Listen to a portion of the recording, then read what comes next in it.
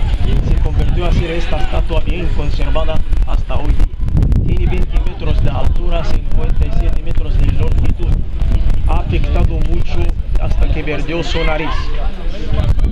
Exactamente el lugar donde está la Esfinge es el lugar donde debía estar el lugar, el símbolo del valle está ahí, porque siempre el símbolo del valle debe estar en una línea recta con la tumba, pero cambiaron el lugar del símbolo del valle por encontrar esa estatua, ese bloque de piedra para hacer esa estatua que tenemos delante de nosotros. Esa estatua también hay muchos que hablan sobre la pérdida de su nariz.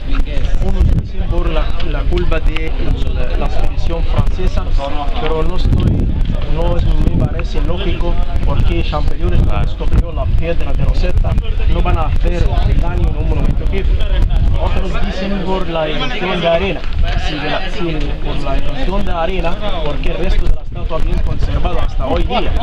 Por eso la mayoría dicen por los mamelucos o por los hicsos que vinieron del norte de Asia, y la manera más fácil para acercar de la gente era una manera religiosa.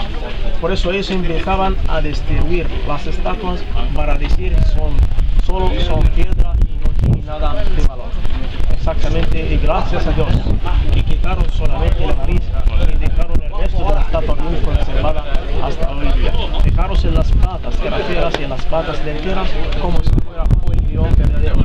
Toda la estatua estaba revestida con bloques de piedra caliza de alta calidad, y ahora están restaurándolo hasta hoy día, dejando los bloques antiguos y poniendo unos nuevos con unos materiales transparentes para que no hagan daño en el momento que tenemos delante de nosotros.